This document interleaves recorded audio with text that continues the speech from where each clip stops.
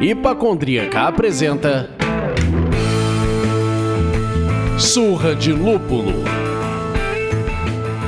Oi pessoal, bom dia, boa tarde, boa noite. Eu sou Ludmilla, mais conhecida no Instagram como Hipacondríaca. E no programa de hoje, meus amigos, vamos falar da vida real do sommelier, da profissão do sommelier. A ideia de fazer essa pauta veio por conta da sequência de uns stories de uma pessoa famosa na internet que postou recentemente falando sobre os corres e perrengues da vida do sommelier. Então, para batermos esse papo, a gente chamou dois profissionais que são muito ativos no mercado, exercendo as suas profissões de sommelier. E aí a gente tá aqui com Priscila Colares e Bleed, ou Dr. Breja, para quem preferir, eles vão nos guiar nesses caminhos mais tortuosos.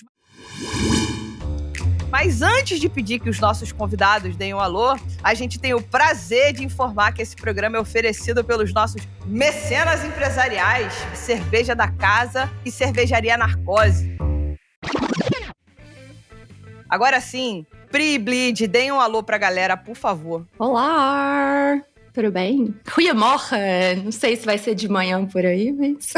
É isso aí. Fala, galera. Prazer estar aqui com vocês e vamos para mais um bate-papo, que na verdade já tinha começado há alguns minutos, né? A gente, se deixar, a gente fica aqui até meia-noite falando. Opa! Fácil. Bem-vindo a Pri, bem-vindo Bleed. E eu sou Leandro, mas hoje, como eu sou o único não sommelier da banca, eu vou ser o fono dessa bagunça aqui. Deixa Ai, vocês logo entenderão essa piada. Bom, e vamos começar então já refrescando as nossas gargantas, porque a gente bate esse papo tomando uma cerveja e eu quero saber, Pri, o que você tá bebendo por aí? Então, peraí. Vamos lá. Vamos começar com um barulhinho mais gostoso primeiro. Vou fazer um delay, olha lá. Ó!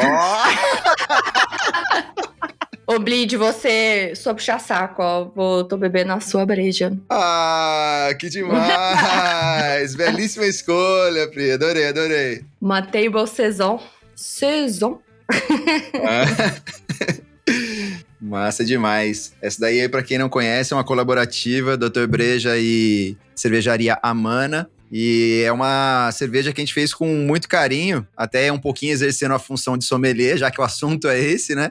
Eu percebendo que é um estilo pouco explorado aqui no Brasil, eu senti a falta, eu gosto muito de saison de baixo teor alcoólico, né? Pra quem não sabe, Table Saison é basicamente uma saison abaixo de 5% ABV, e aqui no Brasil ninguém fazia, e eu sinto falta, eu gosto muito de saison de baixo teor alcoólico. Eu falei, cara, já que ninguém faz, gostaria de colocar uma no mercado, então vou achar algum parceiro pra fazer comigo. E daí o Alexandre, da Cervejaria Amana, que topou fazer esse projeto. E daí eu, Alexandre Diniz e Marco desenhamos a receita. Basicamente, a gente fez o trabalho reverso. Foi muito legal isso também, a importância da gente falar do sommelier, que isso pode ser feito numa cervejaria. Eu, como sommelier, fiz o perfil sensorial da cerveja e a partir do perfil sensorial, o Alexandre e o Marco Mamoli, começou o Dr. Breja comigo, é meu parceiro, vamos falar assim, é nosso correspondente internacional, trabalha numa cervejaria na Irlanda. Os dois criaram uma receita para chegar no perfil sensorial que eu tinha desenhado e os dois fizeram um trabalho fantástico e a gente conseguiu concretizar essa Table Saison, que é uma das poucas Table Saisons que a gente tem no mercado nacional e eu sou muito feliz com isso. Já no primeiro lote que a gente fez, a gente ganhou uma medalha de bronze, não teve medalha de prata e não teve medalha de ouro no CBC 2021, então a gente foi considerada a melhor Saison do ano de 2021 pelo Concurso Brasileiro da Cerveja, que é o maior concurso de cervejas da América Latina. Então foi bem legal, foi um começo pra gente fazer a transição pras pessoas e mostrar pras pessoas que é possível beber uma cerveja belga bem refrescante e leve como as outras que as pessoas já estão acostumadas, mas com aquele charme belga que a Pri conhece muito bem aí. Isso aí. Já ia falar que toda vez que eu bebo Saison eu me transporto para aquele quadro, eu acho que é do Peter Bruegel, que tem aquela galera num campo colhendo e uns debaixo de uma árvore e o pessoal colhendo trigo e eu acho que a cara do rolê de Saison, assim, eu imagino que é muito mais essa vibe, né, de uma session, uma Table Saison, alguma coisa mais leve. E é também 100% o que eu vejo, assim, que vai ser uma coisa que vai estar mais estourada, mais na vibe do futuro, que são cervejas menos alcoólicas. A gente ainda tá um pouquinho atrás a gente, Brasil, assim, nessa trend de bebidas sem álcool, né, em questão de quantidade de rótulos disponíveis e tal. Eu vejo lá fora, tipo, na Europa, muita coisa. Eu sei que tem muita gente que ainda vê isso com assim, mas pra que eu vou tomar cerveja sem álcool? E é uma delícia. Eu acho que essas, tanto cerveja sem álcool quanto com baixo teor alcoólico, é um rolê muito legal, porque a gente pode tomar mais de uma, né? Não precisa ficar só naquela... Quando a gente vai ver o que realmente é moderação, é bem limitado, né? Então, quando a gente tá falando de uma coisa com baixo teor alcoólico ou sem álcool, pra você tomar entre uma e outra, é um negócio aí que eu acredito que até as futuras gerações vão estar mais interessadas, já que o consumo de álcool vem sempre decaindo, né? Então, vamos ver aí, mas achei bem gostosa, Bleed. Obrigado, Frei. Feliz. E Bleed, você também tá no baixo teor? Eu nem tanto. Eu tô aqui tomando uma Finder da Spartacus, uma Hazy IPA, 7.1 graduação alcoólica. É produzida com Hiwaka Centennial Strata. Então aquela pegada que lembra a prima do lúpulo, bem forte aqui no nariz, aquela pegada de capim-limão, que também é bem presente. Um tropicalzão, que o Hiwaka agrega bastante também. Uma cerveja que tá bem gostosa, como todas as New Englands da Spartacus aí. Outra grande tendência, né? Misturar a prima com bebidas, né? Tipo, mega tendência. Em países um pouquinho mais progressistas. Estão trazendo as primas pra festa, né? Não, mas é super. É tipo assim, nos 2 últimos anos que eu fui no CBC, você tinha várias não, né? Uma palestra em cada ano sobre o mercado de cannabis e o mercado de bebida com cannabis, que já era um mercado, acho que, não sei se era 2 ou 20 bilhões, não sei, agora até anotado em algum post que eu vi lá. E também a preocupação do mercado cervejeiro em como a liberação da cannabis ia influenciar no consumo de álcool. E que sim, nas pesquisas que eles mostraram, tendência é diminuir, né, já que as pessoas estão usando outras drogas, assim, né? Acabar diminuindo o consumo de álcool. Mas muito legal de ver também tendências de bebidas sem álcool e com cannabis, né? Tem uma cervejaria nos Estados Unidos que só faz isso, só cerveja sem álcool. E aí eles têm uma linha de cerveja sem álcool com THC. E também com, né, infusão de cannabis e algumas outras coisas. Quando eu fui nos Estados Unidos, uma das últimas vezes, eu tomei da New Belgian, uma que eles faziam com semente de hemp. E tinha mais alguma outra coisa também, tipo, super deliciosa a cerveja, mas não tinha nenhum composto, tipo, era só semente de hemp mesmo. Eu acho que a folha, que aí não tem THC, né? Então é um outro mercado que eu acho que, se o Brasil não continuar andando para trás, a gente deve ver crescendo aí, né? Porque, tipo assim, é um mercado gigante nos Estados Unidos. Os Estados Unidos pegou a tendência e transformou na Europa, até que eu não vejo tanto, não. Lá na Holanda, no supermercado, tem uma de cannabis lá, mas que parece mais ginger ale, é horrorosa. E é sem THC também, é só com hemp. Mas enfim, é uma outra coisa interessante de ver aí como que isso vai se desenvolver, né? Nas próximas tendências, eu acho que também é uma delas. Em que tamanho, eu não sei. Assim como cerveja sem álcool, né? Não é uma coisa enorme, mas é uma tendência que vem crescendo dentro do setor de bebidas. E Lud, você tá em qual cerveja? Na prima ou na água? Bom, eu tô na água, eu tô acabando com a graça de todos vocês, entendeu? Eu tô aqui me hidratando. Como diria o nosso querido Dr. Boaventura, que não é o Dr. Breja, a gente tem que se hidratar com Minalba de vez em quando. E você, fono dessa bagaça, representando esse podcast, tá bebendo o quê? Cara, eu tô bebendo, também não tô no baixo teor, esqueci disso. Tá frio no Rio de Janeiro, gente. Esfriou no Rio de Janeiro, eu abro a minha cervejeira e falo assim, ó, tira as coisas altas, joga pra frente. Peraí, quanto que é frio no Rio mesmo? 20 graus. 23 graus já bateu frio. Que isso? Eu tô de camiseta porque eu sou resistente. Gente, mas a gente passa de, sei lá, 6 ou 7 meses por ano com temperaturas acima de 38, então, porra, cair 17 graus é coisa pra caceta. De fato. Ó, eu tô bebendo a Entomology, que é uma American Oat Strong Ale da Dádiva e 4 graus. Caceta! Nossa, essa breja é fantástica. É um coco. Caceta, isso era pra ocasião especial, cara. Isso é na hora que você quiser, pô, oi, esposa, vem aqui. Não sei se era pra beber gravando podcast. Love story. Peraí, eu vou botar um Barry White, vou ver o que sai disso. Acho melhor. Vai lá. Eu conduzo aqui, vai fundo. Vai lá, faz teu nome, né? Olha, eu vou falar pra vocês, eu já tomei essa breja e, cara, ela é uma delícia e ela é alcoólica. Então, assim, eu não duvido nada que o nosso fono esteja travando a língua no final desse podcast. Olha, eu sou obrigado a concordar com tudo que você disse. Aliás, no final, acho que rola um trava-língua, hein? Pra poder testar aí a... Ixi. Ué, tomei uma cerveja. Vou falar uma coisa pro senhor, com toda a franquia. Ô, gente, será que é só eu que bebo?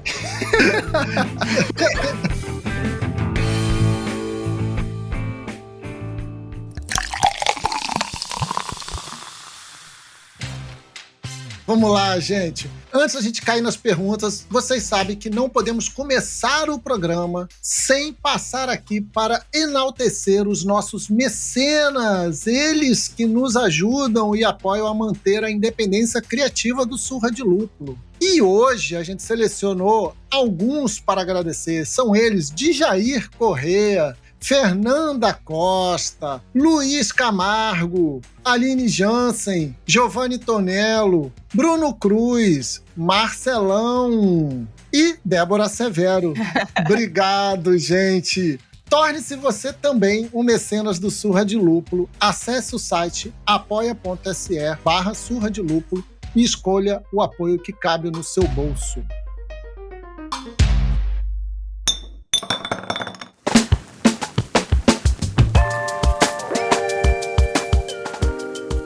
Bom, vamos lá. Então, uma perguntinha rápida e rasteira para a gente começar esse aquecimento aqui. A profissão de sommelier de cervejas é valorizada no mercado cervejeiro? Vamos começar com o Bleed.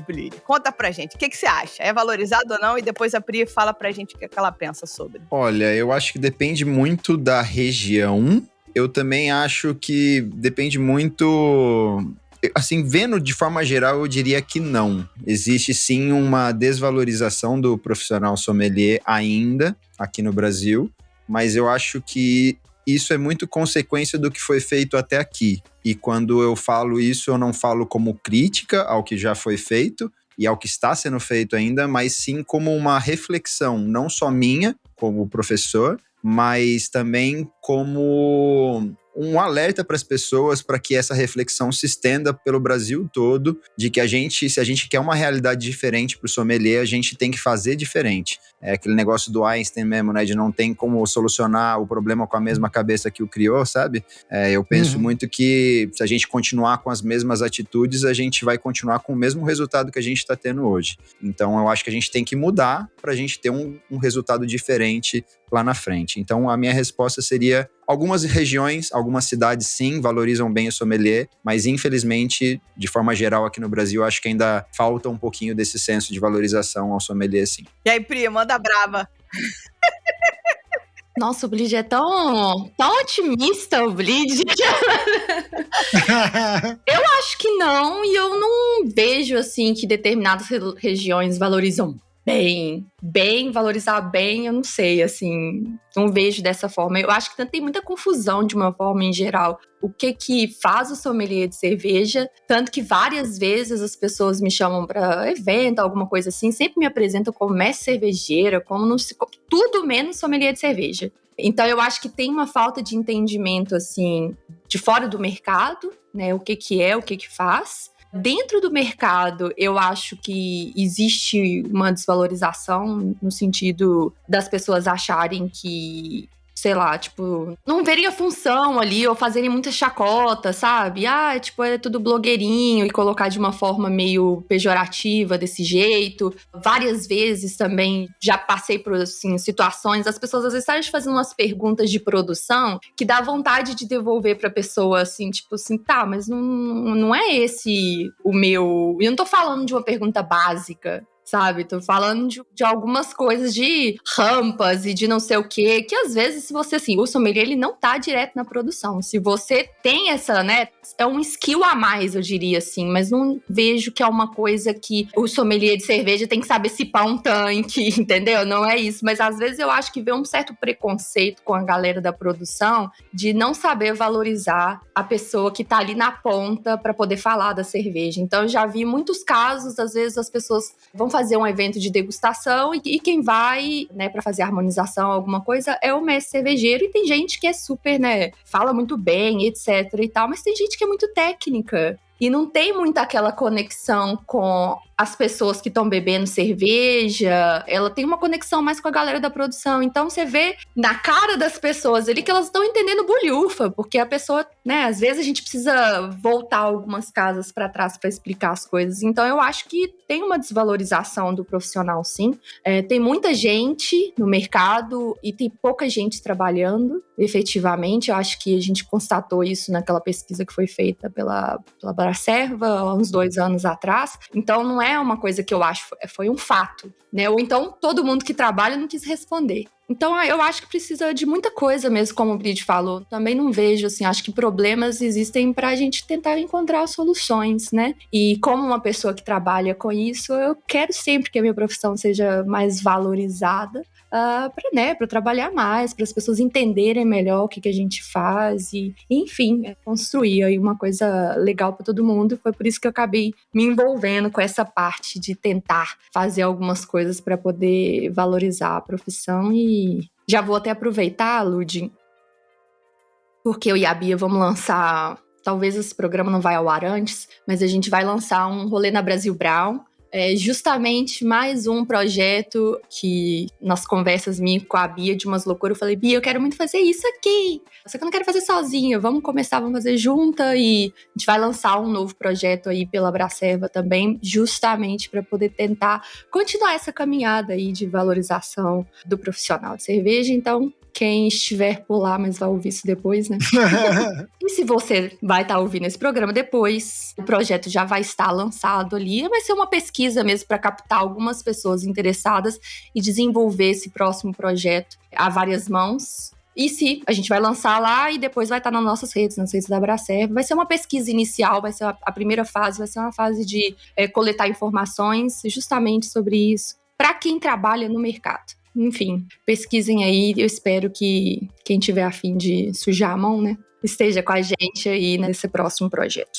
Maravilha. Já que você comentou, Pri, sobre as pessoas que trabalham no mercado, que tem mais gente que é formada como sommelier do que pessoas que trabalham realmente no mercado e tal, quais são as atividades que o sommelier de cerveja hoje está apto e apta a realizar no mercado cervejeiro? Bom, eu acho que se a gente for começar dos clássicos, né, carta de cerveja é uma coisa muito legal de fazer. Eu acho que às vezes a gente fica muito com aquele viés de fazer carta de cerveja para estabelecimentos, e o que, na minha opinião, pelo menos na minha carreira, foi o que menos aconteceu, assim. Eu faço muito mais carta de cerveja para eventos.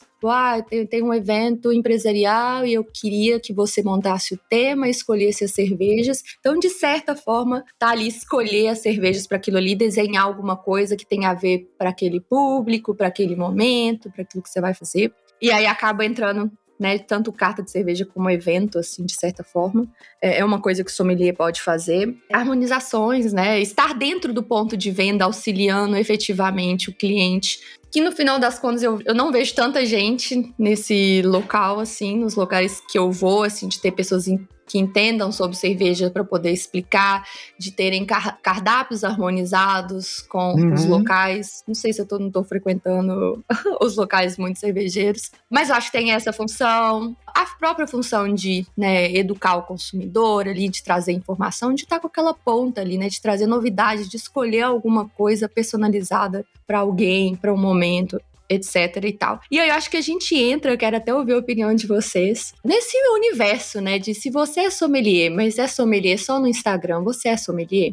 Porque no final das contas, eu fico sempre um pouco dividida com isso, no sentido de, se você nunca serviu alguém, se você não faz nada a não ser divulgação no Instagram, talvez você seja mais influencer, blogueiro, etc e tal, do que né, sommelier efetivamente. Porém, contudo, entretanto, todavia, quem profissional liberal hoje não tá lá vendendo também os seus serviços e criando ali, né, o criar conteúdo dentro de cerveja para indicar cervejas, para indicar harmonização, também não é um trabalho de sommelier. Fica uma zona cinza. Sabe? Às vezes eu fico falando, será que eu tô mais sommelier ou eu tô mais blogueira? Será que eu tô mais isso ou eu tô mais aquilo? Porque também dá aula. Mas aí você é mais professor ou você é mais sommelier? Se você fosse contratado aí, o que estaria assinado, né? Coisa também que é coisa do passado, né? Porque a pejotização é uma coisa real. Se você fosse contratado, como é que sua carteira seria assinada? Se você fosse dar aula, né? Eu acho que quando engloba todas essas coisas e que você faz um pouco de tudo ali dentro, né? De dar aula, evento, carta de cerveja, treinamento de equipe e tudo mais, eu acho que essas são as funções do sommelier. E é difícil fazer uma coisa só e pagar as contas hoje em dia, né? Então eu acho que, assim, eu vejo o Instagram como uma ferramenta extra aí, né, de qualquer profissão. Mas às vezes eu me pego me perguntando isso, se tem hora que eu tô mais uma coisa ou mais outra, e no fim acho que tá tudo bem. Então eu queria ouvir de vocês também o que vocês acham sobre isso. Pra você, Blid.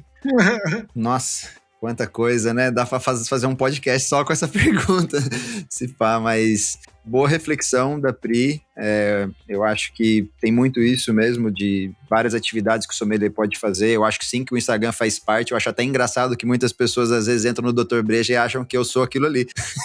E foi essa reflexão até que eu fiz aquele dia, né? As pessoas não veem os trabalhos que eu faço com a mão na massa mesmo. Por exemplo, aquele dia eu fiz um evento corporativo apresentando cerveja artesanal para mais de 200 pessoas diretamente da minha casa, num evento online que eu fiz com uma empresa, tipo, de um nome, assim, internacional, sabe? Tipo, um negócio incrível. Legal. E muitas vezes isso não vai pro Instagram, então as pessoas não fazem ideia. Então, assim, por exemplo, eu dou aula desde 2017, já formei mais de 150 alunos só aqui em São José dos Campos, fora os que eu formo em outras instituições, né? Eu já formei aluno em Goiânia, Blumenau e tudo mais, Rio de Janeiro. Então, assim, muitas vezes a gente só mostra no Instagram uma parte do que é. E é engraçado que algumas pessoas acham que é aquilo. E não é. Então a reflexão foi exatamente aquela, do tipo, nossa, será que eu não tô passando uma informação que não é coerente com o que realmente é o meu dia a dia? O quanto eu posso estar influenciando pessoas, por exemplo, a procurarem cursos de sommelier de cervejas na expectativa de ter a minha vida do Instagram, que é basicamente tomar cerveja e postar minha opinião.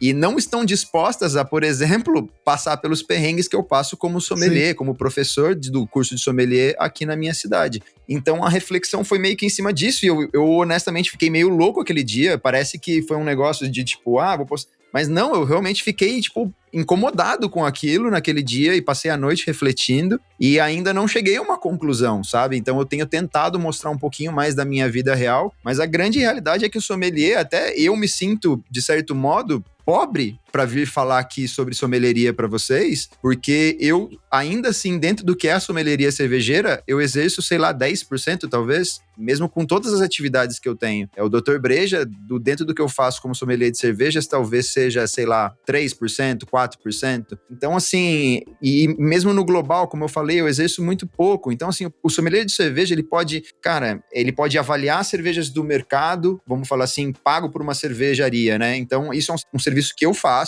de muita cervejaria que às vezes faz uma cerveja e fala assim, cara, vê se ficou legal essa cerveja. E um exemplo que eu tenho na minha cabeça, né? De, tipo, um cara teve uma vez que mandou uma cerveja muito, mas muito boa, e no rótulo dizia Strong Golden Ale. Daí eu falei pro cara, sua cerveja tá fantástica, mas eu honestamente acho que a sua cerveja é muito mais triple do que Golden Strong Ale. Então eu mudaria o nome da sua cerveja no rótulo, mudaria tudo, mas, cara, se você colocar ela como triple, vai ficar, tipo, fantástica, porque tá muito bem enquadrada dentro de uma triple. Então o sommelier de cervejas pode fazer, por exemplo, isso, né? De como o sommelier de cervejas conhece, vamos falar assim, o mundo e os estilos cervejeiros, ele consegue degustar a cerveja e muitas vezes ajudar o cervejeiro a enquadrar o rótulo dele na melhor, vamos falar assim, no melhor estilo do mercado. Além disso, né, pode participar de julgamentos, né, como a gente já falou. Ele pode comprar produtos para lojas, supermercados, por exemplo. Sim. Não sei se vocês sabem, se as pessoas refletem isso, mas Curadoria, né? grandes redes de supermercado, tem uma pessoa que decide quais são as cervejas que vão entrar ali naquela adega, naquela gôndola. Então você pode, como sommelier, você conhecendo tanto os estilos, para saber qual estilo combina mais para aquele público daquele mercado em específico, pode escolher os melhores rótulos. Ele pode fazer essa questão de curadoria de rótulos, né? Escolher as melhores cervejarias, as melhores marcas, os melhores preços, etc. Além disso, né, pode, vamos assim, elaborar, como a Pri falou, elaborar carta para bares, para eventos, mas também para restaurantes, hotéis, por exemplo. Hotéis, cara, clientes potenciais para sommelieria de cerveja e pouco sommelier consegue visualizar isso, entendeu? Vai entregar um currículo, vai fazer um trabalho com um hotel, por exemplo, que vai trazer gente de fora e muitas vezes vai trazer público da Alemanha e o alemão, a gente sabe que ele gosta de tomar cerveja alemã. Então, você tem que ter uma cerveja ali alemã. Então, sabe esse tipo de detalhe? Tudo isso faz parte do trabalho também do sommelier. Além disso, parte de serviço, né? Parte de cuidado com linha de chopp, né? Que a gente chama aqui no Brasil, né? Linha de torneiras e tudo mais, serviço on tap, questão de higienização, asepsia, né? De forma geral. Então, assim, cara, eu não sei nem como, isso é uma lista tão grande do que o sommelier pode fazer, tipo, garantir, sabe, controle de estoque, né, armazenamento, gerência de estoque, a questão mesmo de beer hunter, né, que é o que eu faço hoje em dia com a Bros Beer, né, no clube que a gente tem, de, tipo, procurar novas cervejarias, ver o que está surgindo no mundo para apresentar para as pessoas cervejas que eles não encontram no dia a dia deles, nos supermercados que eles frequentam. Também, a parte dentro de cervejaria, eu conheço muitos sommeliers que trabalham dentro de cervejaria pensando em estratégias de marketing, porque o sommelier conhece o consumidor e ele conhece bem o produto que está dentro. Então ele pode avaliar o produto, como eu falei, para enquadrar no melhor estilo. Se a cerveja não estiver na forma mais adequada, se tiver alguma flavor, algum defeito, o sommelier também é capaz de ajudar nessa parte sensorial dentro da própria cervejaria, mas ele também pode ajudar na estratégia de marketing do tipo assim, não adianta você oferecer, por exemplo, tal estilo, tal cerveja para esse público, porque esse público não vai consumir esse estilo de cerveja. Então você tem que entender qual é o público daquela cerveja, daquele estilo e traçar uma estratégia coerente junto com o mestre cervejeiro e junto com o administrativo financeiro da cervejaria. Então, assim, o cervejeiro pode trabalhar em bar, ele pode trabalhar em restaurante, ele pode trabalhar em cervejaria, ele pode trabalhar em agência e, obviamente, ele pode ter um Instagram também. Mas eu, honestamente, acho que, como a Pri falou, o Instagram é só um agregador. Aquilo ali não é a realidade. E daí surgiu aquela reflexão daqueles stories lá, que como eu falei pra vocês, do tipo, será que eu não tô passando uma realidade que eu, honestamente, não gostaria? Como sommelier de cervejas, entendeu? Será que eu tô sendo contrário ao que eu mesmo penso sobre sommelieria cervejeira e sem nem perceber que eu tô fazendo isso? E essa reflexão tá na minha cabeça até hoje, eu não consigo chegar a uma conclusão, eu espero que eu consiga tudo essa noite.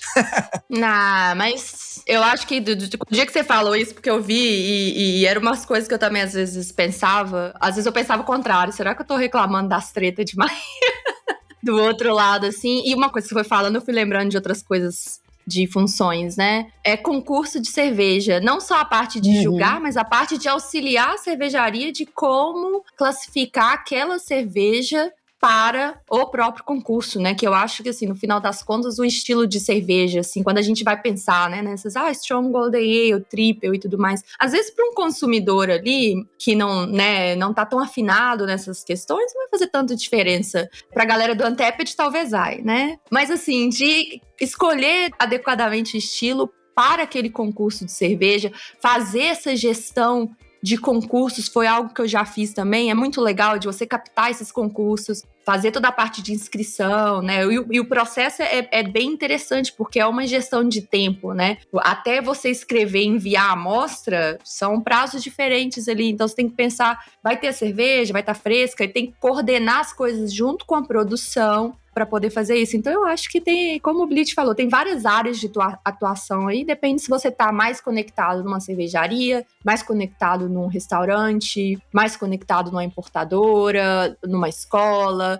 Criar conteúdo também acho legal, porque às vezes eu vejo marcas assim, né? Tipo, o universo é tão rico, né? E o sommelier tem esse conhecimento todo. Por que não auxiliar ali na parte de marketing, igual o Bleed fez, né? Compondo ali o time, para poder entender o que falar, como descrever, como responder as perguntas da marca, né? Tipo, tá um pouco ali na parte do marketing também. Então, eu acho que é um pezinho no marketing, um pezinho na produção, um pezinho no treinamento de equipe. Então, se você tá diretamente com o bar, é isso. Como gerir aquela equipe de salão ali, para que o pessoal possa vender bem a sua cerveja. A gente tem muito, hoje em dia, desses serviços que a pessoa mesmo se serve, e eu acho que a gente tem que enxergar isso, enquanto sommelier de cerveja, numa oportunidade de simplesmente, tipo, não ter aquele cara que vai entregar o copo na mesa. Não, é uma pessoa que vai vender a cerveja ali, que vai falar dela, que vai ter habilidade para poder descrever a cerveja para a pessoa, e ela vai escolher, ela mesma pode fazer o serviço, né, com essas coisas de autosserviço que tem por aí. Então, também vejo várias coisas. A minha crítica a essa questão, nenhuma crítica nessa ponderação da questão do Instagram, fica na minha cabeça até onde que é hobby, até onde que é profissão. Se você não trabalha, se você não ganha nenhum dinheiro com isso, você não tá buscando uma colocação profissional, então não é trabalho, é hobby. Então, mas eu acho, gente, assim, vamos lá. Duas coisas. Acho que é muito legal a gente conhecer essa gama ouvindo de profissionais que estão tão ativos no mercado, trabalhando como sommelier, mesmo o Bleed falando que tá ali em 10% daquilo, do que é a capacidade da profissão. Mas eu acho que tem uma coisa, a gente bateu um papo com a Carolina Oda, que trabalha com treinamento dentro de restaurante, abrindo bar, abrindo restaurante, abrindo hotel, enfim. E aí ela deu um monte de exemplo, que é o dono do restaurante, a expectativa dele, eu quero ter uma carta de cerveja, aí não tem lugar para armazenar, não tem câmara fria, não tem... Aí pro vinho tem todo um outro andamento. A cerveja, a conexão que você faz entre comprar a cerveja das cervejarias e tê-las na carta de comida, né? Para poder harmonizar a dificuldade que é o encontro do prato com a cerveja, nem sempre casa esse estoque, enfim. Tem uma série de coisas. Mas eu acho que o boom do sommelier, eu fiz o curso sommelier para eu aprender, para eu entender mais o que eu tô bebendo. Eu não ganho dinheiro com sommelieria. Mas eu acho que isso, inclusive, ajudou, em alguma maneira, a roda do mercado andar de alguma forma. Ah, sem dúvida. Ajudou, eu acho que sim. Sem dúvida. Porque você traz gente que tá querendo aprender, entender, defender isso numa mesa de bar, e, enfim, porra, para de tomar vinho, vão tomar uma cerveja aqui que é tão bom quanto. Então, eu acho que até quem é hobbyista tem o papel. Então, a gente tá indo primeiro, na vida do pêndulo, a gente tá indo pro extremo, que eu acho que é ruim. E a gente vai voltar para um outro extremo e vai chegar no meio do caminho, eu acho, né? Posso estar falando uma besteira bizarra, mas eu acho que é por aí. A minha percepção casa um pouco com a sua, Lud, e com uma provocação que a Pri trouxe, que é, tudo bem, você faz ali teu Instagram, você tá fazendo tuas redes sociais, não vou nem falar Instagram, né? Você tá fazendo tuas redes sociais, teu YouTube, teu Instagram, teu TikTok, seja lá onde for, teu Twitter. Você tá fazendo isso, se você não faz isso com o objetivo de ganhar dinheiro, com o objetivo de arrecadar por ali, é um hobby sim, até porque você não tem compromisso nenhum, você pode parar de fazer, porque isso dá muito trabalho. Fazer isso, por mais que seja fazendo, por exemplo, para te manter no mercado, para te ajudar a trocar, a se conectar com a comunidade, que não seja o teu viés principal de receita, o teu viés principal de negócio, mas ele é um meio. E aí, até para fazer isso, ele dá trabalho, muito trabalho, não é pouco. Então, assim, cai muito nesse ponto de você tem bastante trabalho para fazer especificamente como sommelier e você tem um meio de se conectar com o mercado de forma muito ampla, que vai além do regionalismo local, que faz com que você possa conectar com pessoas de outros estados e por aí vai, e te permite fazer isso. Isso, para mim, não é ser sommelier, nem de longe, sabe? Isso, para mim, é ser um influencer, é trabalhar ali se comunicando e por aí vai. Não é nem de longe, é falar sobre a sua vida, sobre os seus gostos, sobre o seu hobby, sobre os seus interesses. Quando você assume o chapéu de falar, não, peraí, eu vou ser mais do que isso. Eu vou assumir uma posição aqui neste meio, seja lá qual ele for, e vou trabalhar neste meio desta forma, com o objetivo de arrecadar uma comunidade, de fazer dinheiro, de ganhar vida com isso. Não tô falando nem de enriquecer, ganhar vida com isso aqui. É, porque enriquecer, né? Aí eu acho que a gente vira o papel. Aí realmente é um sommelier educando o mercado por um meio diferente da sala de aula, por um meio diferente do salão do restaurante, do salão do bar. Mas ele está educando o mercado de outra forma. Mas enquanto ele está só opinando, só se conectando, para mim não tem essa obrigatoriedade. Não, eu acho perfeito isso que você tá falando e eu concordo muito com você. É que, assim, no final das contas, eu acho que às vezes eu fico com o sentimento que falta algo entre o sommelier que trabalha no mercado, que tá ali desenvolvendo essas, né, algumas dessas várias atividades que a gente falou, e o entusiasta que ama, que tá sempre compartilhando, etc e tal, mas que não quer trabalhar. Na maioria das aulas que eu dei na sala de aula, você vai perguntar, assim, 50% não tem interesse em trabalhar no mercado. Muitos são cervejeiros caseiros e que querem entender de estilo e várias coisas. Só que vai chegar uma hora que aquela pessoa vai falar, eu também sou sommelier. Não, mas eu acho que fica faltando ali, igual tem no vinho, né, do sommelier, mas o cara que ele é só um entusiasta, que não é um enólogo ali. Quer dizer, nem enólogo, porque eu tô falando besteira aqui. Mas assim, fica faltando, sabe? Entre o entusiasta, assim, e o profissional, porque a pessoa ela fez um curso e aí aquilo já virou um título dela, mas é que ela não exerce. Então, assim, no final das contas, o sommelier é só um título ou é uma profissão? Foi um pouco disso que eu quis trazer aqui. Mas eu acho que você tá certa nessa questão de todo mundo junto trazendo o mercado. E à medida que as coisas forem desenvolvendo, talvez vai ficando mais claro. Sim, acho que vai separando o joio do trigo, sem dúvida. Mas eu acho que é parecido com outras profissões. O fotógrafo. Teoricamente, agora todo mundo tem um telefone com câmera. Você começa a melhorar, aí você faz o curso de fotografia. Daqui a pouco, talvez você vire fotógrafo, mas enfim. Agora, você não vira médico, né? Você não vira advogado do nada, você não... Enfim, infelizmente, ainda é uma profissão que talvez precise ter uma especialização, um negócio pra criar um título, de fato. Pergunta pro Henrique isso. Vai lá perguntar pro Henrique se ele não virou médico. Sei lá. Você virou médico. Exato.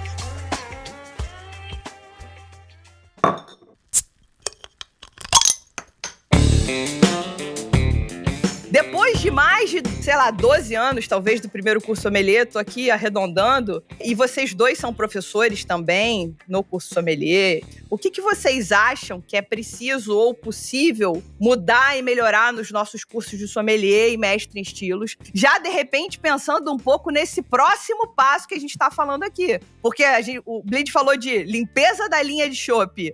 Na moral, no meu curso sommelier, o professor engatou um barril e 50 pessoas ao redor ficaram olhando. Ninguém tem uma sugestão de fazer um estágio num bar, gratuito que seja, e pá, sei lá. Enfim, então eu acho que tem, sabe, coisas que poderiam ser refinadas no curso sommelier ou um curso sommelier pro, para quem quisesse, de fato, fazer isso de uma maneira diferente, sem ser robista. Você pode ter um curso de 40 horas, você é um session sommelier. Boa! Entendeu? Boa! Aí você tem um double sommelier, que é o cara que...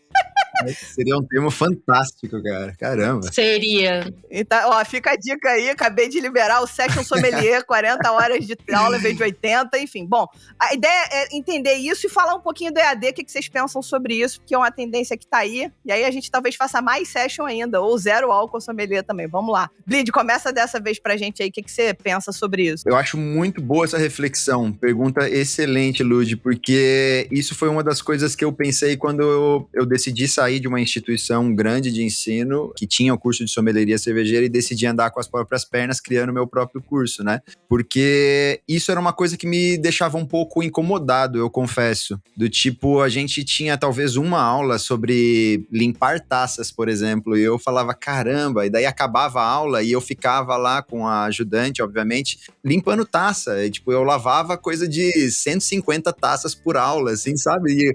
E daí um dia me deu estalo, eu falei, caramba, quem tá precisando lavar taça? Eu já sei lavar, tipo, eu já faço isso até com uma certa tranquilidade, já não quebro mais taça. Quem já fez isso sabe que no começo você quebra pra caramba, já quebrei muita taça lavando. Eu sou uma máquina de lavar e com luva, tá? Com luva.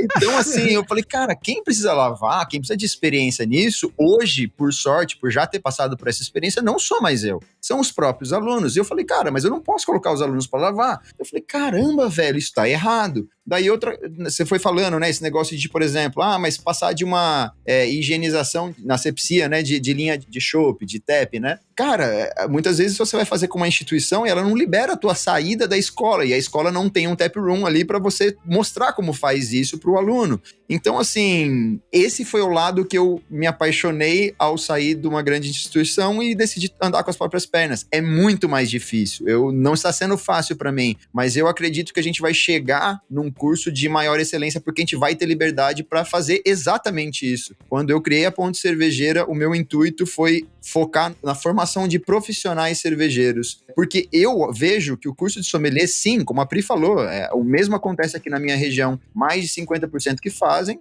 o curso, né, acabam fazendo como hobby ou para aperfeiçoar, e não tem nada de errado nisso, é super importante. Exato. Só que se você forma, na minha visão, se você forma o hobbyista e o foco do curso, o curso é desenhado para o hobbyista, o profissional fica quem? Do desejado pelo mercado. Exato, Exatamente. certamente. É. Certamente. Só que pensa comigo, se você foca no profissional, o hobbyista tá atendido. Então qual é melhor você focar? Você focar no hobbyista ou você focar no profissional? No meu ver, é você focar no profissional. Ter um curso para cada um.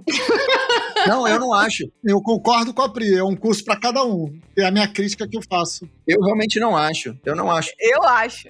Você foi vencido, Bleed. No nosso brainstorm, você foi vencido. Não, eu concordo com você se você tiver duas titulações diferentes. Session sommelier. Que é o que você falou do Session Sommelier, tudo bem. Se você tiver uma titulação diferente, tudo bem. Agora, o problema é que hoje em dia a gente tem um curso que na maioria das escolas é focado no hobbyista e todo mundo sai com o mesmo título. Exato. Sim.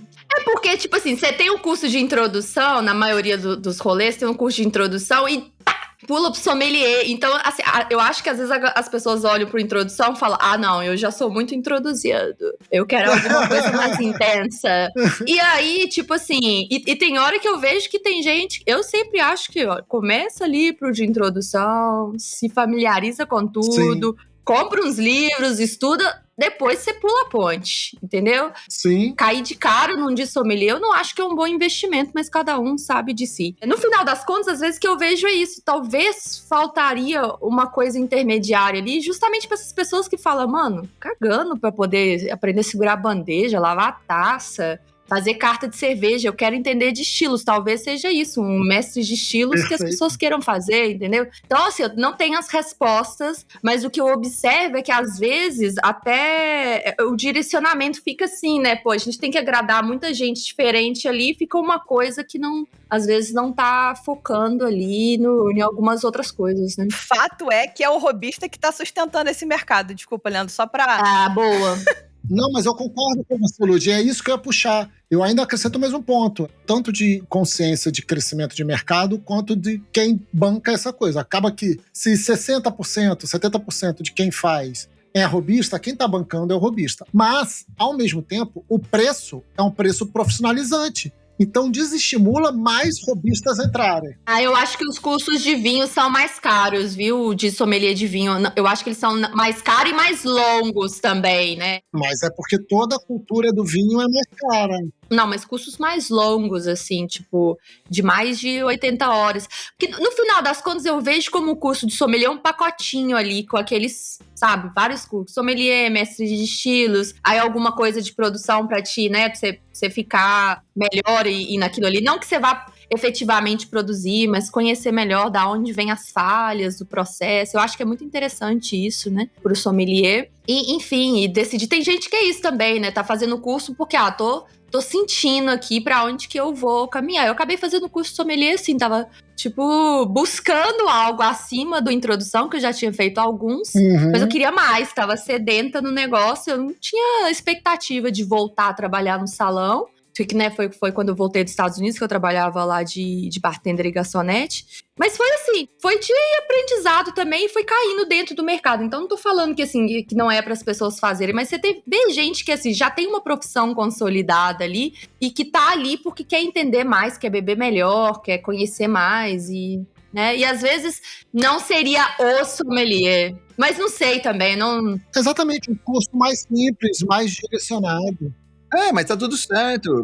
Mas, cara, o que a galera tem que entender é que, assim, não tem ninguém criticando isso, tá, galera? Sim. De forma alguma. Eu exato. já formei diversos hobbyistas, não tem problema nenhum. Eu tô fazendo uma crítica exatamente às pessoas que estão no posto de poder ensinar, as pessoas refletirem se elas estão focando no target certo, porque é aquele negócio, se você vai focar no hobbyista, talvez o profissional fique aquém. Então, assim, você não tem que focar nisso, tem que focar no profissional, porque mesmo que algumas aulas sejam maçantes pro hobbyista, pelo menos ele teve a oferta daquele conhecimento, e se ele quis ignorar aquela aula, o problema é dele. tá pago no curso. Agora, a gente não pode mais aceitar que você saia de um curso sommelier de cervejas sem entender como funciona o processo produtivo, sem como entender como lava uma taça perfeitamente, sem entender como faz uma cristalização de uma taça, que também é uma outra coisa que muita gente não dá atenção. Cara, é tudo. Então, assim, quando a gente desenhou o curso aqui, a gente pensou exatamente nisso, no tipo assim, a gente vai fazer concorrência para quem já tá no mercado? Não, de forma alguma, cara, eu não quero fazer, não existe esse negócio de concorrência. A gente veio trazer um novo conceito aqui para nossa região do Vale do Paraíba, de um ensino que vai focar exatamente nisso, em formar um profissional mais capacitado para atuar diretamente no mercado. E se o robista vier, será muito bem-vindo. Será muito bem-vindo. A questão não é essa. A questão é, eu vou formar um aluno que vai, durante o curso, eu até falo que o nosso marketing devia ser diferente.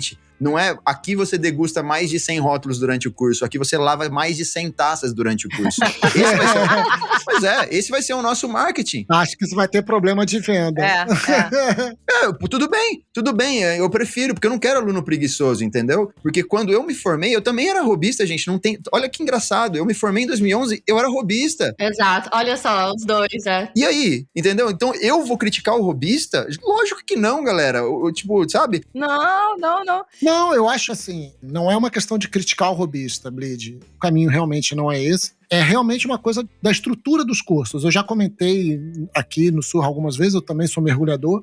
E no mergulho você tem uma escala com menos saltos tão gigantescos. Então assim, você começa no mergulho autônomo básico, que te deixa mergulhar até 18 metros, 18 a 20 metros, dependendo da certificadora, em tal especificação, tal situação. Aí você faz o avançado, que te permite até 40 metros, dependendo da certificadora. Tal. Aí você pega especializações. Aí você vai para caverna, noturno. Aí você vai cavando, se você quiser. Você vai adicionando esses conhecimentos. Mas eu acho que também é assim no mercado cervejeiro, sabe? Tipo, é isso. Você vai fazer, tipo, por exemplo, o curso de análise sensorial of flavor. Uma coisa que você tem que estar fazendo com uma frequência, assim. Eu adoraria fazer isso, sei lá, mensal, quinzenal que seja, pra você estar sempre muito afiado naquilo ali, né? É uma constante...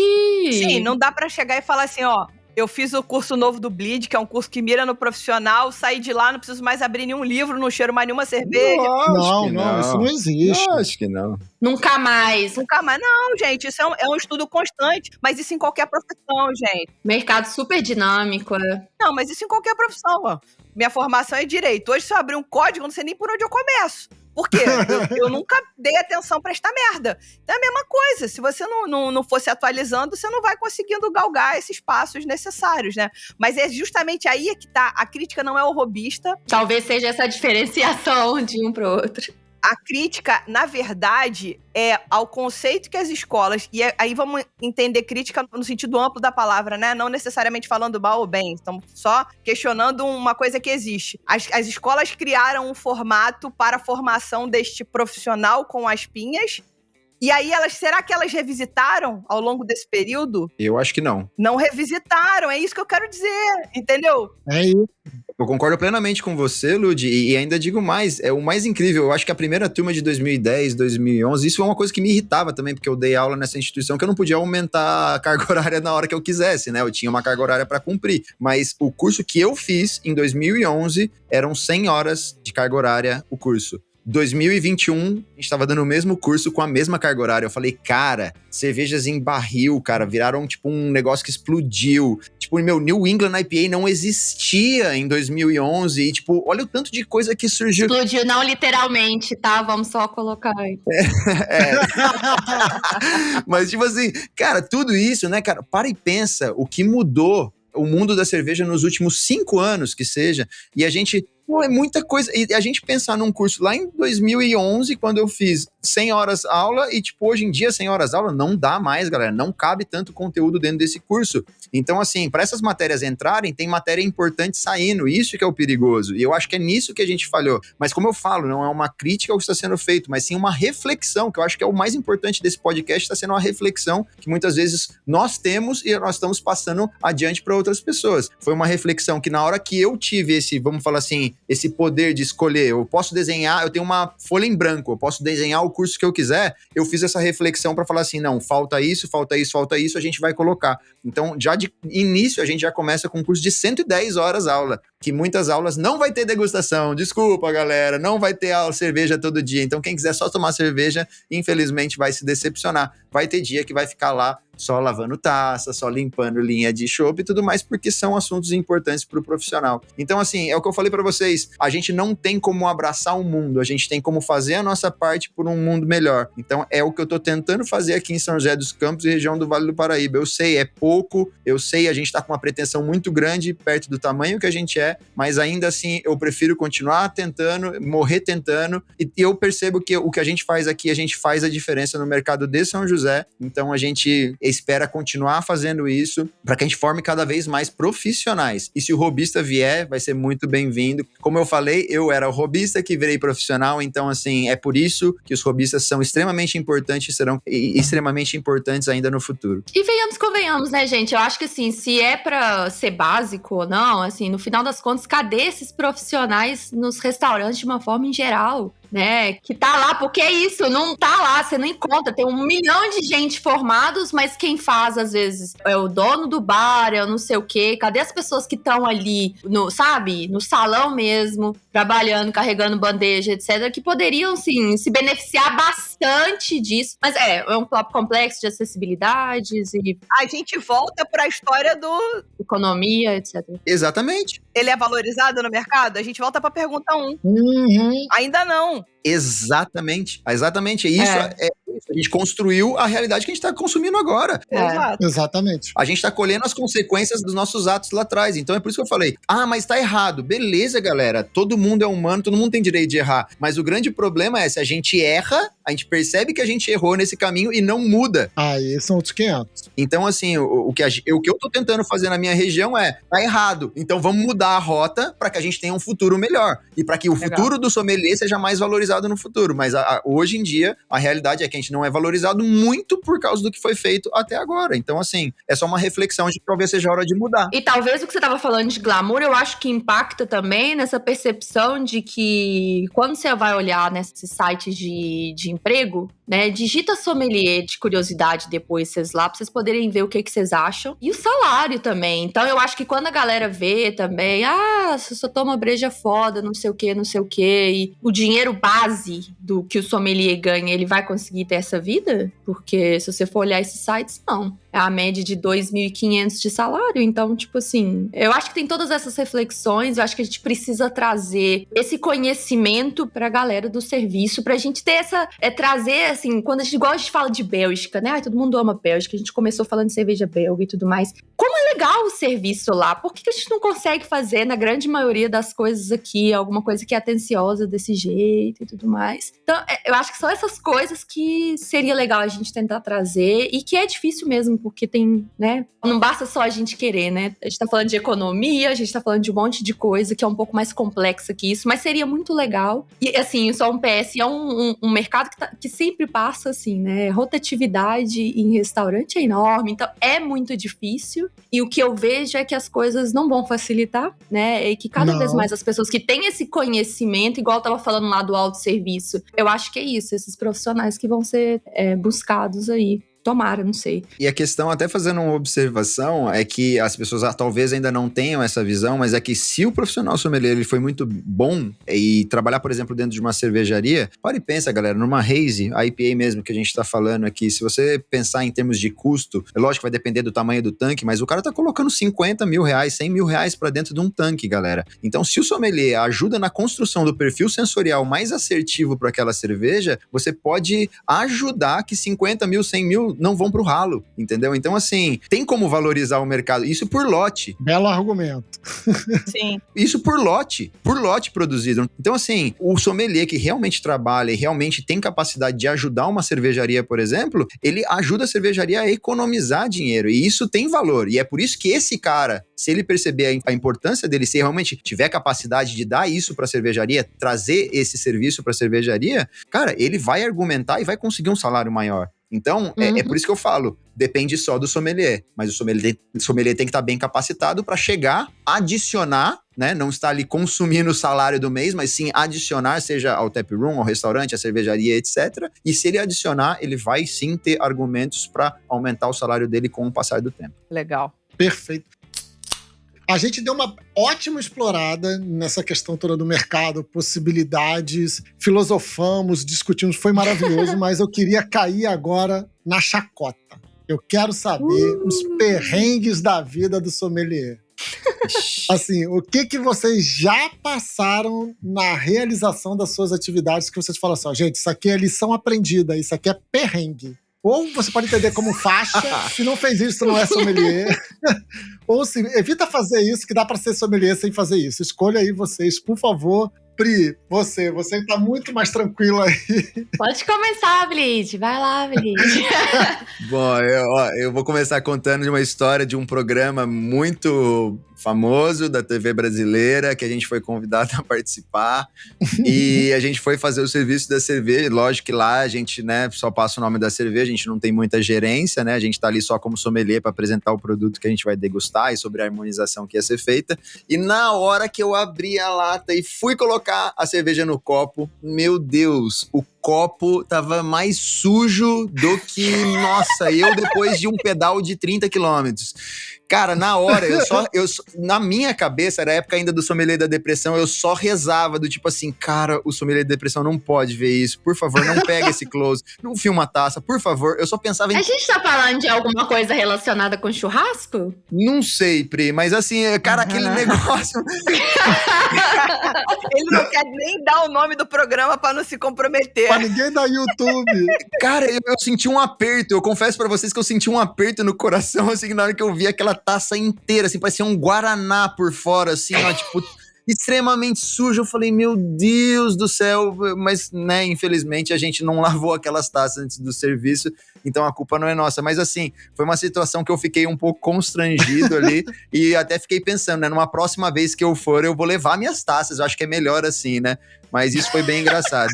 E outro foi um workshop que, numa necessidade aí de plugar, isso não aconteceu comigo, mas sim, infelizmente, com um ex-aluno que estava ali sendo meu ajudante em um workshop. Ele foi um probleminha ali na hora do engate do chopp. Cara, na hora que ele engatou o barril, deu aquela jorrada na cara dele, ele tomou um banho de Catarina Sour de frutas vermelhas, ficou parecendo a Peppa Pig pra fazer ali o serviço.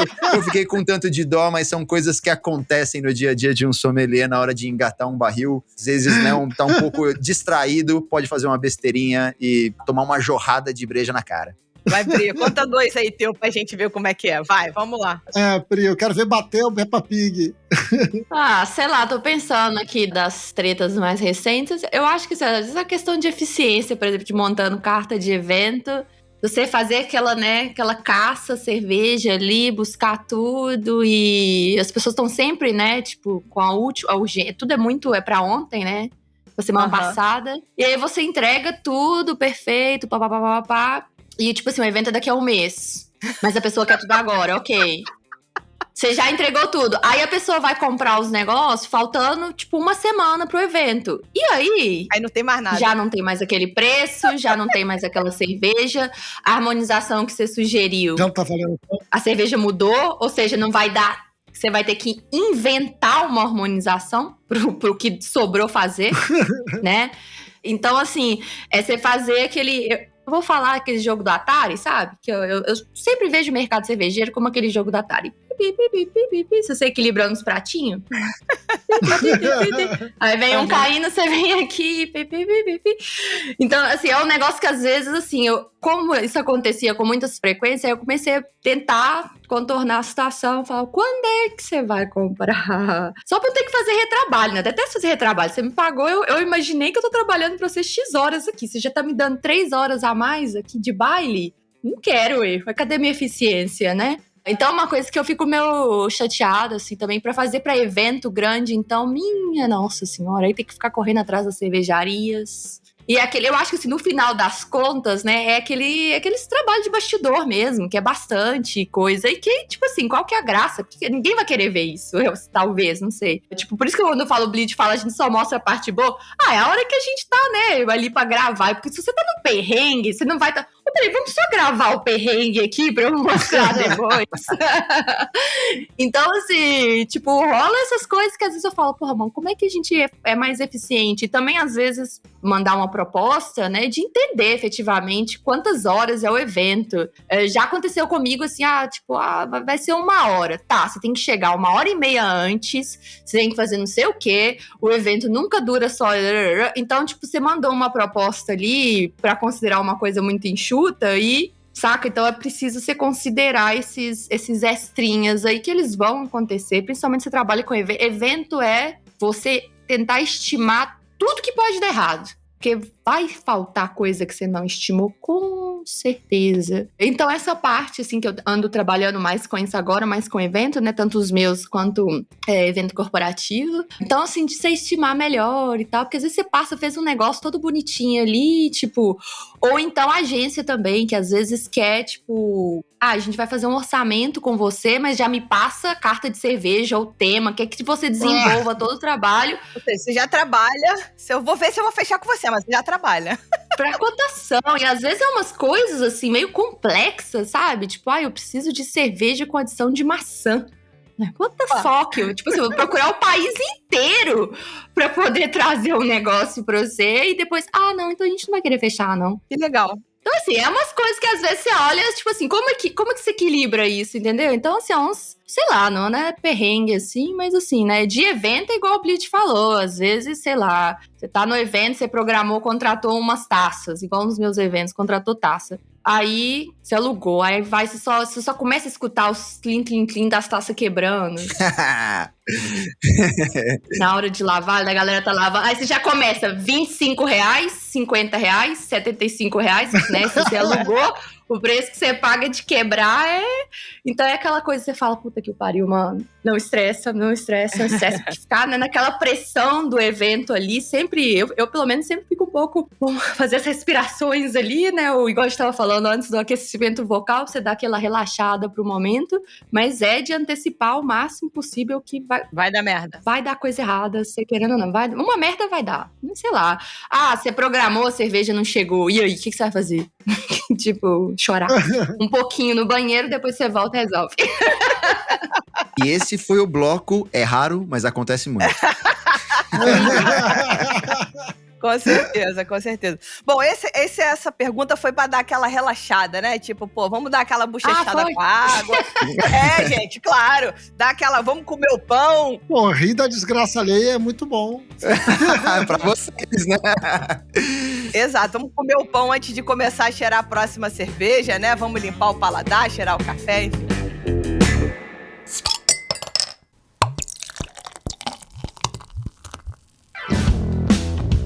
Então, pra gente ir caminhando pra última pergunta desse papo, mas só pra quem não é mecenas, porque quem é mecenas recebe conteúdo extra diretamente no nosso grupo do WhatsApp. Muito recentemente, eu acho que foi em março de 2022, e me corrijam se eu estiver errado, acho que foi no final do ano passado, mas aí tem que virar o ano pra poder, enfim. A profissão de sommelier de cervejas, entre outras atividades, foi incluída no rol de atividades reconhecidas pelo Ministério do Trabalho e Previdência, e isso tudo, essa atividade toda foi capitaneada, inclusive, por Dona Priscila Colares, que está aqui conosco. Então, acho que seria legal explicar para a galera qual é a importância desse marco histórico, né, dessa inclusão. A gente está falando da valorização do mercado, a gente construiu uma história aqui, né? A gente está falando da valorização, a gente está falando da banalização do curso, da mudança do curso, que aí que está para valorizar o sommelier, e aí agora essa entrada das atividades. Então, acho que era bacana vocês falarem um pouco dessa importância, assim. Vai, Pri, você que é mãe dessa criança, fala aí.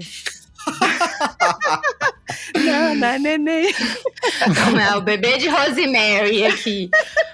Bom... Foi assim, a história foi muito engraçada, de certa forma, não, mentira, foi trágica. Eu tava aqui em Belo Horizonte, tinha voltado de viagem em fevereiro de 2020. E aí, né, chorando pitangas e outras coisas, assim, tava acontecendo uma reunião extraordinária da Câmara Setorial da Cadeia Produtiva da cerveja, se é que esse nome todo, se é menor ou se é maior.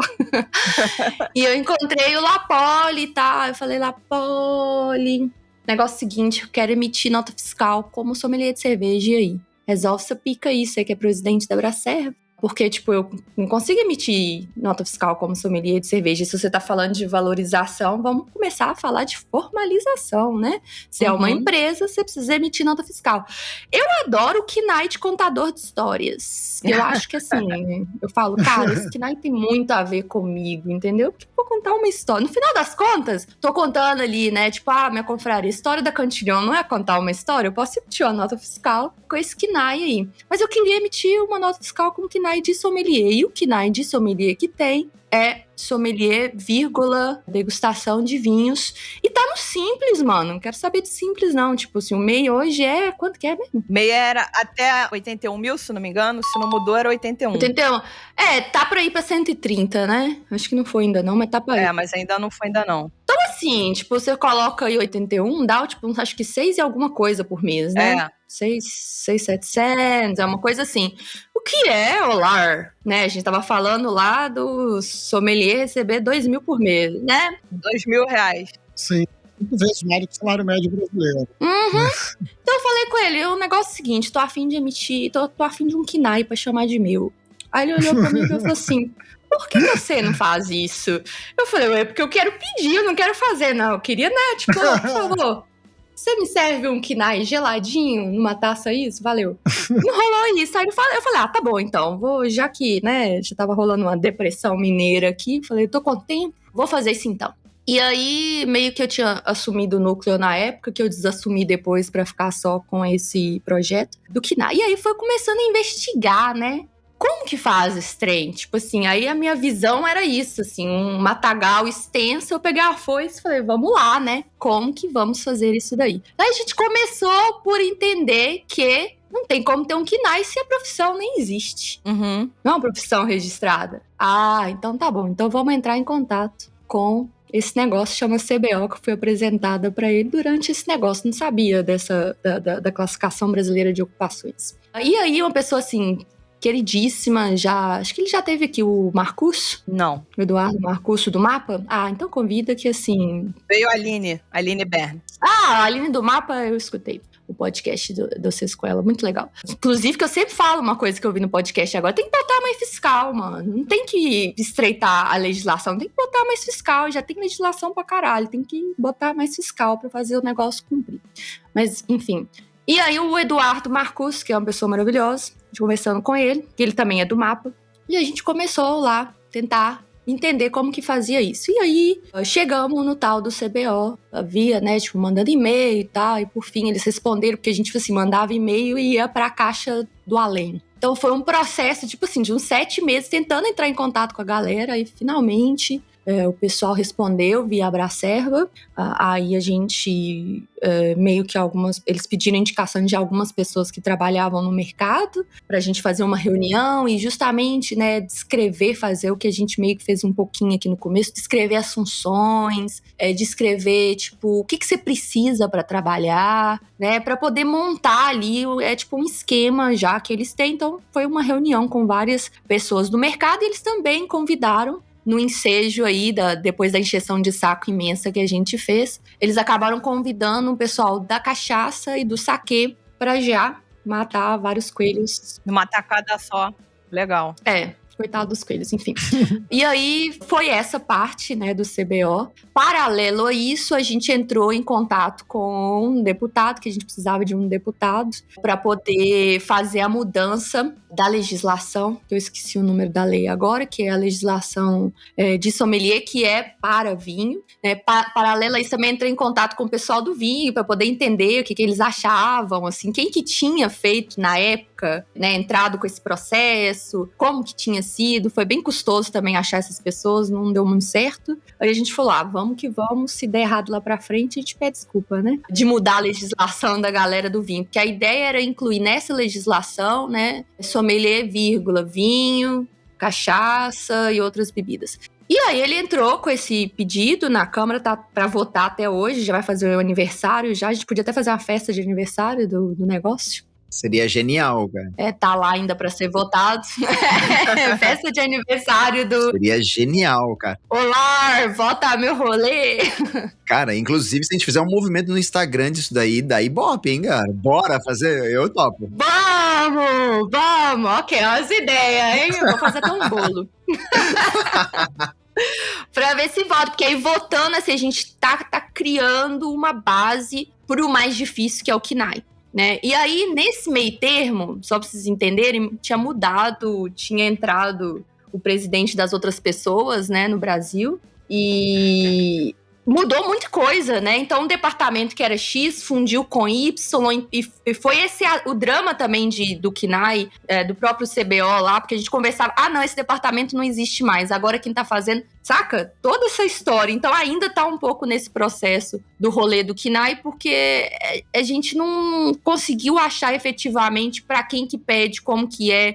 E aí a gente fez algumas reuniões, e aí uma parcela fala, não, vamos mudar o KNAI já existente e baixar ele pro meio, ou outro, não, vamos criar um novo KNAI. Nossa, mas isso é muito mais difícil. Então, nessa parte do KNAI, a gente ainda tá um pouco parado. E rolou várias outras coisas, como é um projeto voluntário, né, para Abracerva, que eu já tinha trabalhado antes para Abracerva, também voluntariamente. E aí, com a saída do Marcelo, enfim, as tretas passadas do mercado, eu tinha dado um tempo. Aí, com o Giba agora, depois de toda a treta que rolou, enfim, o Giba, né, voltou a assumir, voltou a ter um pouco assim, não deixa a Abracerva morrer, não deixa a Abracerva acabar. E aí, voltamos aí nessa peleja de tentar resolver isso aí, mas o CBO a gente conseguiu, né, aí entrou efetivamente em janeiro. Então, se você, inclusive com um M a menos, mas isso não foi culpa da gente, né? A galera escreveu sommelier com M só. Uhum. E aí, agora, se alguém quiser ser, né, assinar carteira lá como sommelier, tá lá. A profissão existe. E agora falta isso, né? Falta ser votado, que aí já decidimos aí, boa ideia, Bleed, a gente vai fazer o projeto de aniversário do Aguardando. Vai ser genial, Aguardando. velho. Eu vou pegar direitinho quando é que entrou isso, mas o boto fé que já tá para um ano isso aí, porque foi ano passado. E agora isso de, né, continuar tentando entender aí para onde que a gente direciona essas demandas do KNAI, ficou um pouco parado por um tempo. E junto com esse outro projeto que eu e a Bia vamos começar aí, porque a gente não vai fazer sozinha, a gente quer no começo justamente tentar. Galera, quem topa sentar, o Bleed já participou de 2 GT. Você participou do GT do CBO também, Bleed? Tipo, a gente fez o GT GT é grupo de trabalho. O GT GT da pesquisa, depois o GT do contrato, que aí a gente lançou um contrato, que a gente queria fazer um contrato básico pro sommelier. Nesse negócio de você ir trabalhar e conversar, ô fulano, beleza? Ficou combinado? Eu recomendo para todo mundo que fique combinado e assinado no papel. Porque eu já levei um monte de samba lelê. Olha lá, cadê aquelas tretas que a gente tava falando, né? Que na hora... Calote, chama calote. Então, quando você tem um papel, às vezes te ajuda um pouco. Às vezes não, porque eu também já levei calote com contrato assinado. Então, assim, né? De novo, a gente tá caminhando para profissionalização. E as pessoas precisam ter um contrato. E é caro, né? Você ter um advogado. Exceto se você for o Bleed aí, que você já é, então... Você ter, né, para poder avaliar aquilo ali, se é um contrato legal ou não. Então, aí a gente fez um GT para discutir isso, para tentar ouvir opiniões de mais profissionais do mercado, o que era legal ter no contrato, para se lançar um modelo base aí. E aí, agora a ideia é criar um novo GT para esse novo projeto, que vai ser basicamente fazer as pessoas entenderem o que faz um sommelier de cerveja de uma forma estética muito bonita. E aí eu espero que tenha várias pessoas aí que queiram trabalhar com a gente, sentar numa mesa virtual aí, debater e trazer pontos pra gente fazer o melhor que a gente pode fazer. Então a gente vai começar esse projeto lá e é isso, acho que falei demais. Bleed, você quer comentar aí essa questão da profissionalização, da profissão?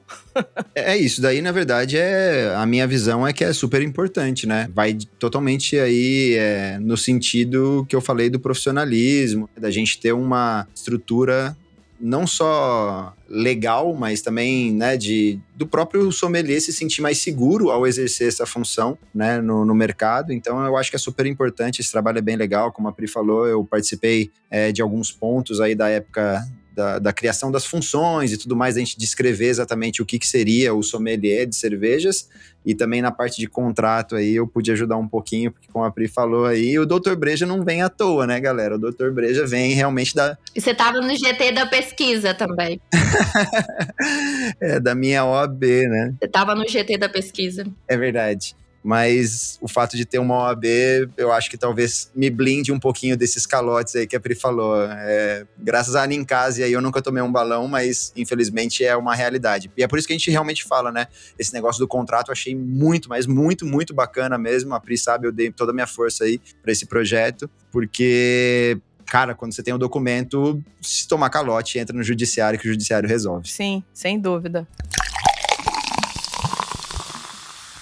Gente, eu queria agradecer demais o papo com vocês, foi muito esclarecedor. Eu acho que a ideia disso aqui é também ter mais um passo para que as pessoas que chegarem de paraquedas querendo entender um pouco mais, vão saber um pouco mais sobre a profissão de sommelier, de gente que tá capinando esse matagal aí com a foice, entendeu? Fazendo ativamente não só o trabalho de sommelier, quiçá também um trabalho regulatório, que a Pri tá falando com o Ministério do Trabalho, tem outros trabalhos associados aí, então... Queria agradecer muito a Pri, muito ao Bleed e ao Leandro por estar sempre aqui com a gente também, né, Leandro? De nada, querido.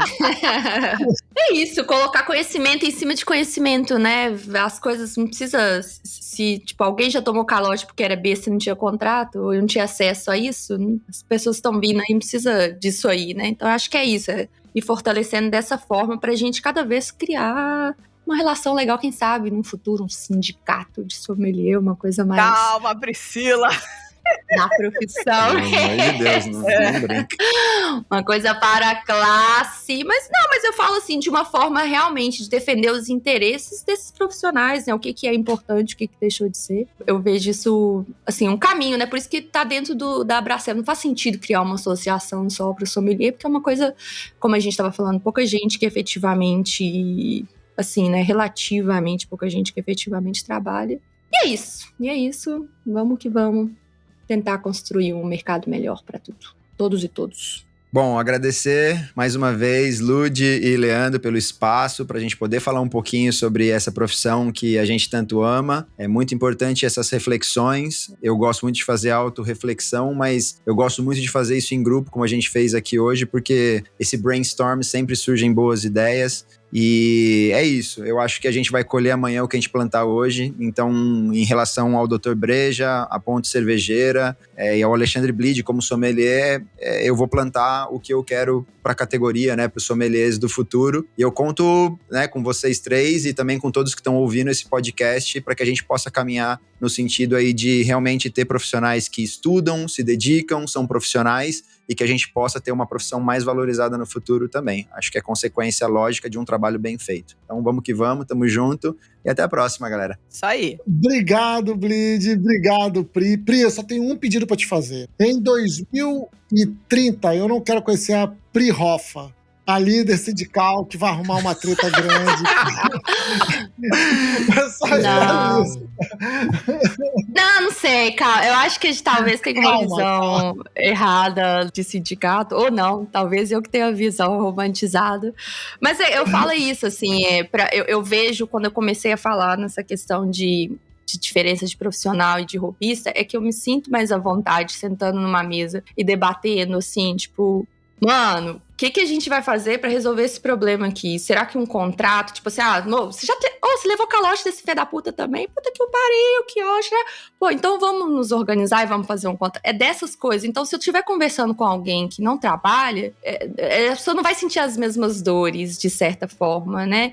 Então, eu acho interessante nesse ponto de vista da gente se reunir e falar o que a gente precisa para melhorar, quais são as ferramentas, como a gente pode se unir para fortalecer todo mundo, porque no final das contas, se o KNAI sair, ele não vai sair para mim, vai sair para todo mundo. Entendeu? Então, assim, como que a gente pode estar junto para poder resolver todas essas tretas da profissão, de quem tá no rala, né? Então, é mais ou menos essa ideia. Eu acho que, assim, eu sou super aberta pra galera chegar e sugerir. Acho que falta isso na Abracerva também, das pessoas terem a ideia, ir lá e, tipo, queria... Como que a gente faz? Tem esse problema aqui, como que a gente resolve? Como é que a gente monta aí um grupo de trabalho para resolver isso e usar a associação como uma plataforma para isso? A gente precisa fazer...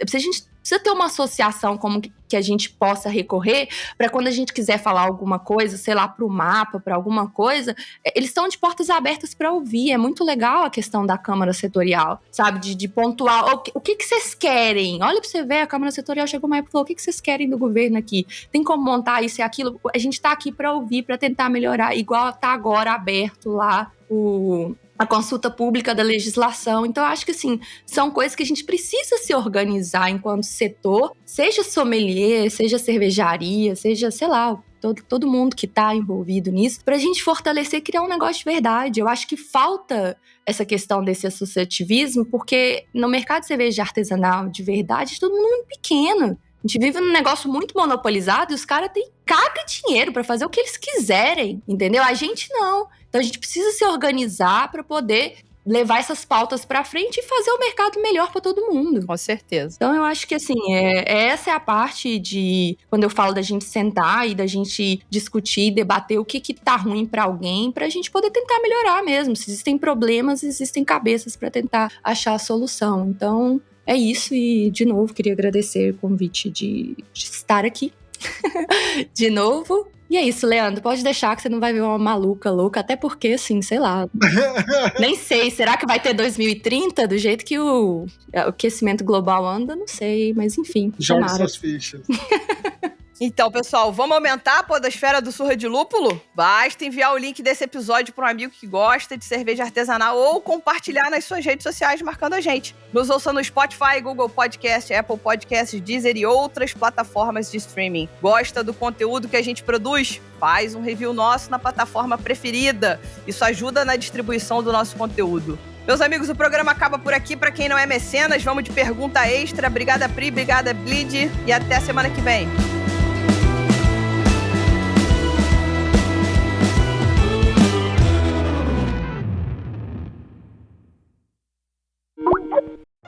O cara não consegue, porque quando tem um aluno, tem um bate-bola. Quando não tem, é só câmera. Ficar 2 horas falando. Putz! Força bastante. E é isso, tem altos exercícios, né? Como é que tinha um do monstro que era fazer, tipo... Caraca, esse daí eu não conheço não, Pri. Era, tipo, tem empregado no meu banheiro, assim, pra eu fazer, só que eu nunca faço. Eu sempre acordo e falo, tem que fazer, vou, daqui a pouco eu volto e faço. Na sua cabeça, em algum momento, era assim, rotina do dia. Eu vou acordar, escovar dente, fazer um monstro. Não, mas... E aí, vou pro meu dia. Fazer um monstro. Fazer isso. E aí tinha um que era pra fazer no banho, tinha um que era pra massagear, que assim. E os... antes de fazer palestra, é bom fazer aqueles que é tipo um de fazer pra você poder... Isso eu já tive também, aula que falava disso. Pra articular. E tem aquele que você bota o lápis na boca e tenta falar com ele, que é pra ajudar a fazer a movimento. Isso aí, exatamente. Faz com a rolha de cerveja é melhor. Nossa, cara, que pena que é podcast, cara. Seria massa a Pri, tipo, com essa imagem, eu devia ter printado a Pri falando com um lápis na boca, que foi sensacional. Imagem pra poucos. Com a rolha talvez dá uns memes melhor, mas que bom que não foi com uma rolha.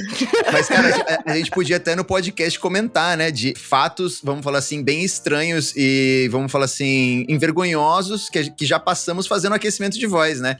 Quando eu tava dando aula na instituição de ensino que eu tava antes, eu ia muitas vezes com a minha esposa e tudo mais, assim, me levando. E teve um dia que foi muito engraçado, porque eu tava com a janela aberta, tava muito quente, e eu tava fazendo exatamente isso. Minha esposa já tá acostumada, né? Eu lá, fazendo os exercícios lá. Quando a gente para no sinal, eu tipo, quando eu olho pro lado, o cara cascando o bico, velho. Eu olhei pro lado e falei, cara, eu devia fechar pelo menos a janela, né, cara? As pessoas estão vendo eu fazer assim. E daí você passa pelos corredores fazendo a pessoa acha que você tá vazando, tá ligado? Mas é importante aquecer a voz, galera. Esses eu não sei, não. Se eu usar aí, eu uso. Você imagina você passando no corredor, cara, encontrar uma pessoa fazendo isso, cara. Você fala que a pessoa tá me zoando, não é possível, né? Às vezes já rolou no ICB de eu entrar pro banheiro e falar assim, gente, vou só ali no banheiro, tá? E ficar lá no banheiro perto da janela. Tipo, só pra dar uma... O que essa pessoa tá fazendo na cabine, né? Bom, a gente já tem material suficiente pra parte final do programa, né, Leandro? A gente tem material pra fazer vários memes maravilhosos. Uma parte eu vou entregar pro Marcelo, outra vou deixar acontecer. Você tem que fazer na edição aí. Oi, galera, eu sou Priscila Colares. Isso aí.